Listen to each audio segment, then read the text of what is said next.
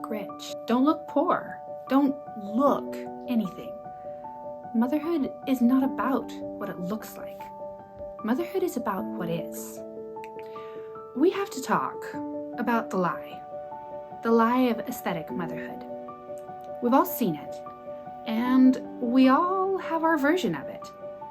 It might be the oversized, kind of boxy cut neutrals, the sad beige aesthetic.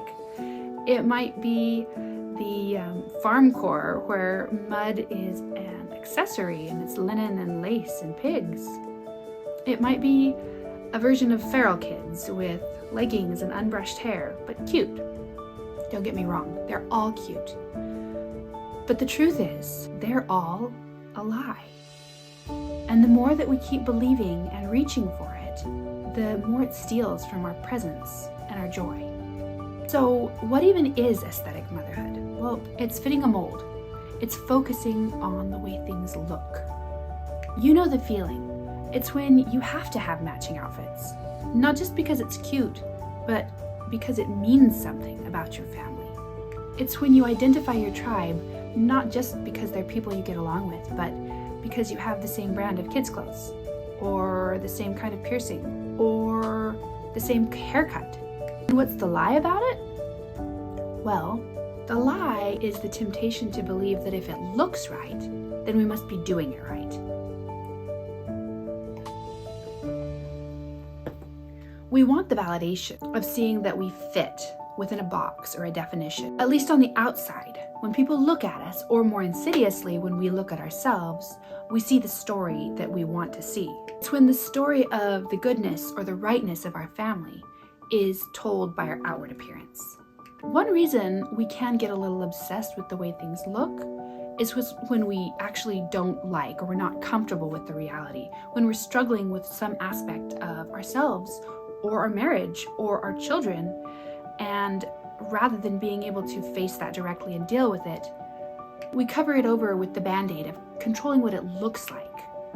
If that's you, in my free masterclass pinned below, I give you free information, some real actionable steps that you can start doing today to stop feeling miserable and start feeling joy at home again. But back to aesthetic motherhood. The problem with this lie of aesthetic motherhood, as with any lie, is that it confuses reality and it derails us from focusing on the places we can actually make a difference in our life, not just for us moms, but for our kids as well.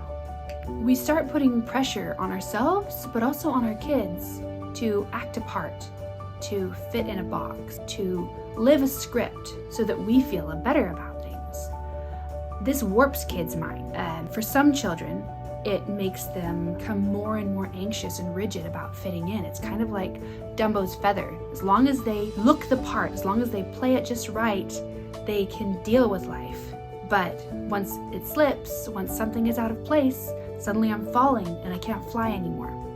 Or for other kids, it pushes them the other direction. Rather than wanting to look the part and fit in, they become lost in this sort of wilderness of rebellion, this anger of sort of reactionary self-expression. It's not really who they are. It's just pushing back against anything they think that someone thinks they should be. Neither of those mental health issues are what we want for our children, or for ourselves for that matter. And when we're focused on the way things look, we miss what really is. The real struggles that we need to address for our own happiness, our kids' growth, but also the raw beauty that surrounds us.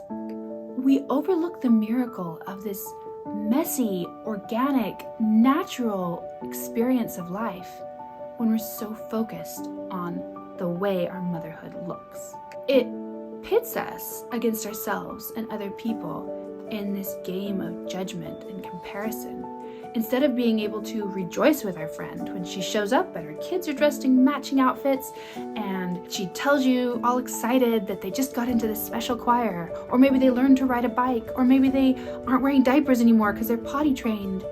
You look at your little ragamuffins sort of digging in the sand and you think, well, maybe there's this little voice that's kind of panicky. Well, he's still wearing diapers and he's 3 years old. Don't see that, I hope. Or maybe there's this kind of snide voice in your head. Well, at least my kids don't whine and cry all the time. These are ugly things to confront, and it's hard to acknowledge the reality of it. But the truth is, it's not just you, it's this trap, this sticky web bouncing us back and forth between better than, worse than. How do we get out of this trap? What do we do instead? Listen carefully, because this is where it gets deep. Brain science tells us that healthy childhood is this uniquely experiential learning. That means it's all about doing, being in the moment, getting your hands and maybe everything else dirty, sometimes breaking things, sometimes hurting yourself, sometimes hurting someone else. It's not meant to be neat or boxed in little checklists. It's not meant to be easily quantifiable or divided up into developmental lists of this is what you're doing here and this is what you're. It's not meant to be checking off lists or doing anything right. Every iteration, every little try adds layers to the child's capacity and maturity, but not in linear or straightforward ways necessarily.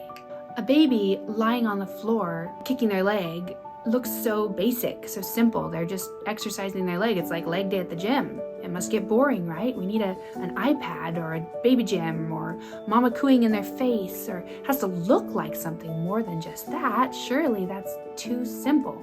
But no, it doesn't get boring to the baby. It doesn't have to look like anything to be powerful.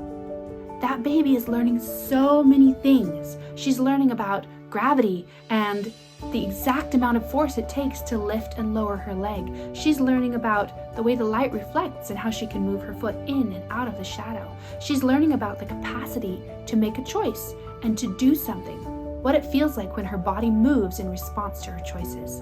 She's laying the neuronal synapses. I get so excited about this. She's laying the little patterns in her brain that will eventually translate into the pirouettes of a ballerina or the intricate footwork of playing soccer. Those things don't happen in the aesthetic, in the look of ballet classes, of soccer drills. Those things, those foundational groundwork is laid in the baby's brain doing that simple, boring, little leg kicking that doesn't look like anything. It's not about what it looks like. It's about what is. I think that healthy motherhood is actually much the same. Focus on what is. Focus on the depth and the connection of your relationships. Focus on where your child really is in terms of their growth and their development, what they're actually struggling with, who they really are, and who you really are.